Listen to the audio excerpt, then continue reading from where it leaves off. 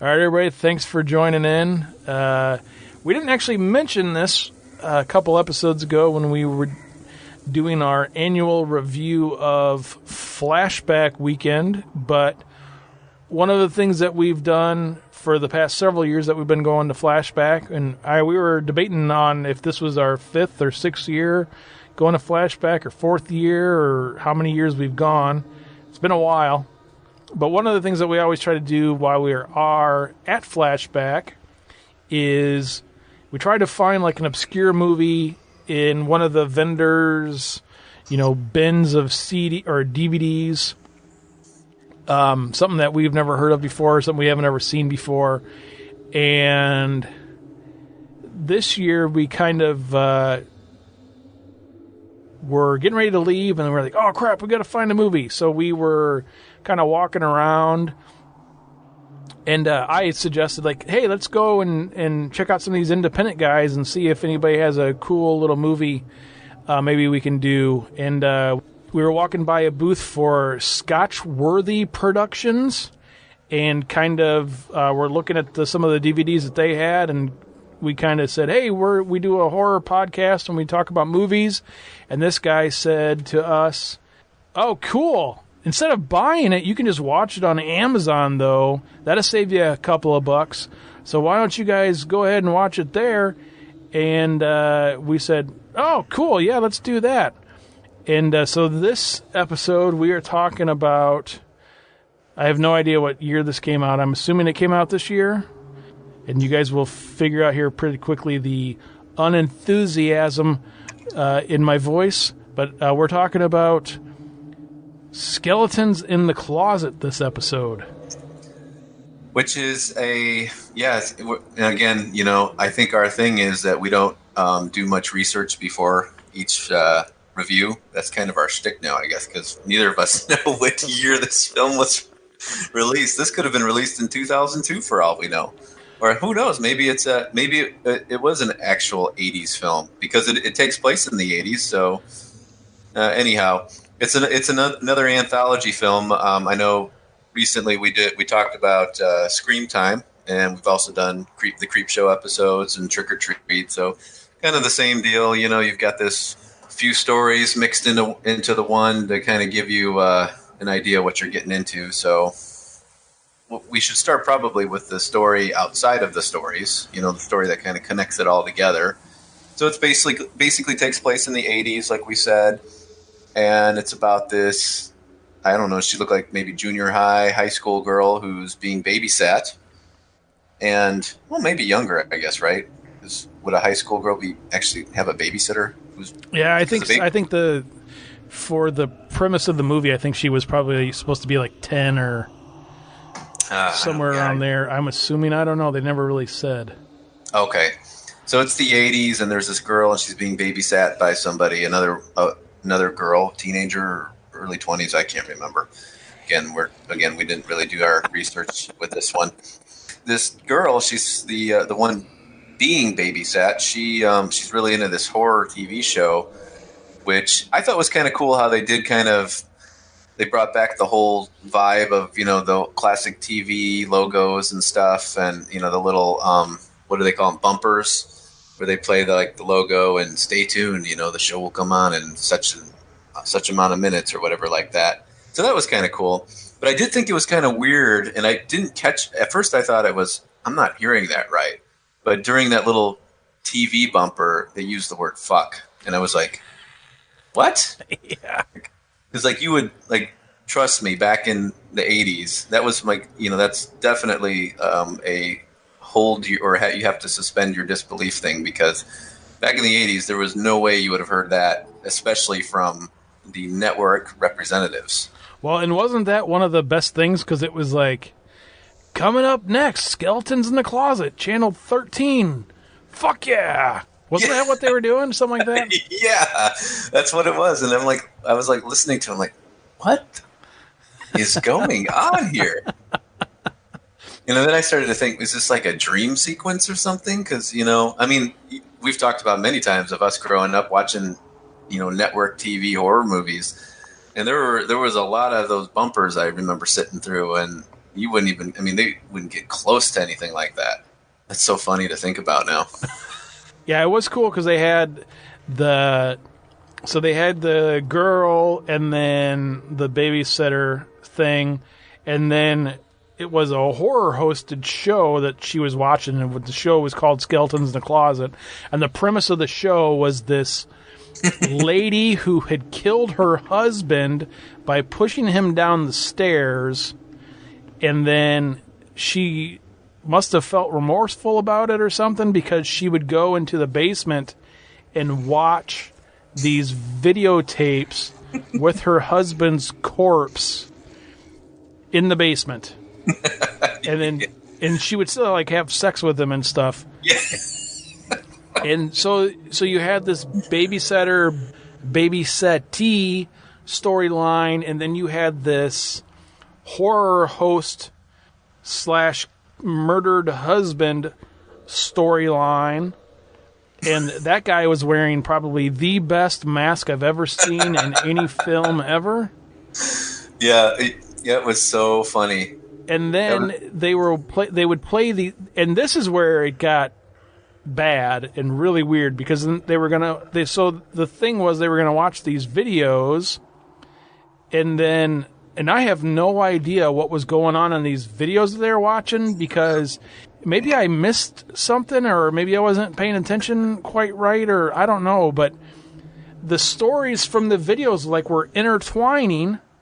And so it wasn't like, okay, we're going to watch, like when we talked about Scream Time, in Scream Time, they watched a video, so they watched one story, and then the guy was like, oh, cool, that story's over here, let's put in the second tape. And then they watched a separate story, and then they watched another story, to where this one, I don't even know how many there was. Was there 3? Because it was, They were like, okay, we're watching this story. And then they would say, okay, now we're going to watch this story. And so then they would show like a scene from that one, but then there would be a scene from the other one. And then I don't know if the guy that was doing the editing had no idea what he was doing, or if it was done on purpose. And I was like doing a little bit of digging around, because somebody on one of the Facebook groups that I'm in, he had mentioned, before I had seen it, he's like, everybody watch this movie on Amazon Prime, The Skeletons in the Closet? And I had said, no, I hadn't seen it yet, but it's on my list to watch. And he's like, well, man, good luck with that. I hope you understand it more than I did. Yeah, that is so funny. And before we go any further, I just want to confirm that it is 2019, the year that we're currently in. So we do have computers and we do have Google. So I was able to Google the movie and find out what year it was done in. And it is 2018. This is a 2018 film. Okay, so it's from last year. All right. So it was last year. But you are absolutely right. The whole thing was so confusing that, like, when you're watching it, you're like, wait, where are we at? Okay, so first we get the kid and the babysitter. Then the kid and the babysitter are watching TV. And then on the TV is the horror host, which is the wife who killed her husband. And then they're sitting on a couch in the basement talking. And then you're like trying to figure out, okay, wait, where are we at it now? Is this the movie? And nope, that's not the movie. Now they're going to put in a video. Okay, so they're watching a video, and then that video connects to the next video they watch in. So it's like all these different universes that you just don't fully understand where you're at half the time. And then to top it off, the thing that was the toughest, I know that one of the things that Rob Zombie gets a lot of slack for, a lot of people give him a lot of shit for his editing and his shaky cam that he used in in the Halloween remake and stuff. People say that he had that kind of MTV mind when it came to making movies, where it's very fast, very quick, and just like you would film a video, like a music video. Sure. These guys take that to a whole nother level. Like, there is so much shaky cam and shaky stuff and blurry stuff, and they try to give that VHS effect where all of a sudden there's tracking issues, and then there's a close up of this and a blood splash of that. I mean, there's so much of that going on that not only do you not know what's going on in front of you, but you don't know what universe you're in, whether you're in the movie, you're in the real life babysitter zone, or you're in the horror host, and her dead husband. So I was completely confused watching this whole thing. And that's it's going to be hard to kind of break down the stories, to be honest with you, because I only watched it once. So I should maybe give it a second viewing and then who knows? Maybe I'll see some. I definitely will see something I didn't see. But I had such a hard time following this thing that I got to say that threw me out of it, and maybe it was very difficult to sit through when you can't. When it seems like you can't adjust to one of the stories. I watched it one night after work, and I can't remember. It might have been. I don't remember if it was a Friday night or not, but it was when I was not going to watch this movie, and I just sat down and I didn't I had my phone by me, but I wasn't on my phone or anything. And I was sitting there watching it, and yeah, I mean, even not being distracted by other stuff, I was so confused by what was going on. I mean, when the babysitter stuff was, when they were doing that, or when it was with the other two, the horror host and her husband, I was like, okay, whatever. But I didn't know what was, with the babysitter stuff, you kind of knew what was going on. But even with the horror host and her husband, it was kind of, what's going on? So you're just taking a break from the movie, and then you said, they would cut to a scene from the thing, and you'd be like, oh wait, so what story is this? And then you'd be like, oh, they must be doing a new one now. Okay, cool. But then they would go back to the first one, and you'd be like, I'm confused. So what's going on? And then I got done watching it, and I was like, I have no idea what happened in any of those little anthology stories. Are they over? I mean, it was just. I know those were bad. So and I will say this: if I could have got just a movie of the babysitter and the girl that she was babysitting, and then watching this show with this horror host and her husband, chit chatting and stuff, and cutting in between those two. Yeah, I probably would have liked that, because I kind of like those two stories, especially the babysitter and the girl that she was watching. That could have been its own anthology story, and then that would have been good. I would have watched that. 20 minutes of that or whatever, half an hour of that. I would have watched that. I thought that was okay. And then the babysitter or the horror host and her husband stuff, that was okay. I mean, the mask was totally hokey and stuff. Every time the guy talked, his whole face moved. But I'm trying to remember, was she kind of cute, the horror host? I think she was, right? Yeah, she was. She was okay. Yeah. No Barbara Crampton. No. Of course not. And the funny thing too, about I want to mention this about the dead guy, the mask that Okay, so this is this corpse husband of hers, and it's it's clearly tongue in cheek. We get it. Obviously, with the dead husband sitting there talking to her, and they're kind of joking back and forth, and so him wearing a rubber skull mask is kind of. I'm not expecting it to be serious or what have you, but it did kind of, it's kind of funny because it reminded me of that 1987 Masters of the Universe film where with Skeletor, who had a rubber skeleton face. So his mouth and everything moved as if not like a skull, but as if it was rubber.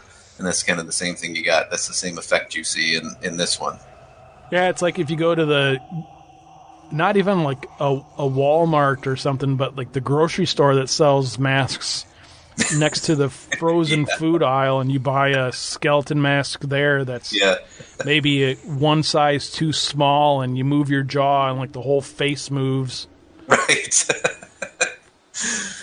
Let's try to get into the stories a little bit, because this is going to be difficult, because the first story was this woman and her daughter who go back to her childhood home, and her dad has since passed, and she didn't really know about it, or she finds out that her dad passed, and the mom is super evil, and it's the whole flowers in the attic kind of woman type, evil woman, old woman kind of character, and she goes with her daughter to stay there and finds somebody slicing up a body in the basement? Well, that was her grandma, though. I think. I don't know. The grandma was doing it? I think so. I have no idea. It was that creature-looking thing. But I think it was the grandma, because I think the grandma was doing it to stay young. Because there was there was a scene earlier where they were like out playing in the yard, like the mom and the daughter were, and like the grandmother like licked a knife or something that had like blood on it, and then like cut away and they cut back, and then she was like all young for a second, and then like cut away and cut back, and then she was old again. I think that's what was going on with that one, but again, I'm not sure. So that was and there was a lot of fast cuts in that one, so kind of lost track of what was going on. Now the second story, does that pretty much summarize story number one? Sure. I don't know. All right, so second story was about the guy under the plastic sheet, right, that was getting killed or something, and there was like blood splashes all over the plastic sheet, and you go from there. Yeah, I have no idea. Yeah, that's what was weird, because like the first story, like it seemed like it was all wrapped up, and then they go into this other one, and then they were like kind of going back and forth, and then there was like another one, I think, and I just got so confused by it. I was just Then there were the two guys who were in the car, and they were going to steal something, right? Remember that one? If you say that's what the story was, I'll believe you. Oh my goodness! Yeah, we're not doing very good on this one here. No. I think we're doing about as good as anybody would. Would you categorize this as a beer and popcorn film? No, not at all. I would not. See, now when you're reading through that stuff and you're like, oh, you know what, this sounds all right. Yeah, I'm gonna check that out, because it does sound cool. Like, oh, you know, the anthology stuff with all this other stuff, that sounds all right. You look at the poster. The poster art for this is kind of cool. Like, oh, this looks like a good movie. I wouldn't classify it as a beer and popcorn movie because I would never watch this again. And I think in order for me to classify it as a beer and popcorn movie, it has to be something that, with the right amount of beer and, you know, a big old bowl of popcorn, I would be willing to sit down and watch it. Yeah. So the sad thing and the hard part about this whole film was I did not enjoy watching it, and it wasn't enjoyable, and therefore, even with beer and with popcorn to kind of spice it up, I still would not enjoy this film. And that's when you're not enjoying it, it's kind of a chore to get through it. Then you know that you're not going to want to watch it again, like you said. Unfortunately, it had some potential in the fact that it was an anthology based in the 80s, and you know, the whole horror host thing is pretty cool, as you know, you and I are big horror host fans, but I'm going to unfortunately have to give it a big thumbs down. I would second that completely and totally. Yeah, this is not unfortunately, it's, you know, this is not a movie that I would suggest at all. If somebody had mentioned to me that, hey, so I'm going to watch this Skeletons in the Closet movie I saw on Amazon or whatever, my buddy gave me this DVD to watch and stuff, I'd be like, I'd pass on that if I was you. I'd just watch YouTube videos or something, or turn on PBS. You'll be in better shape. But they won't say, fuck yeah, on PBS, though.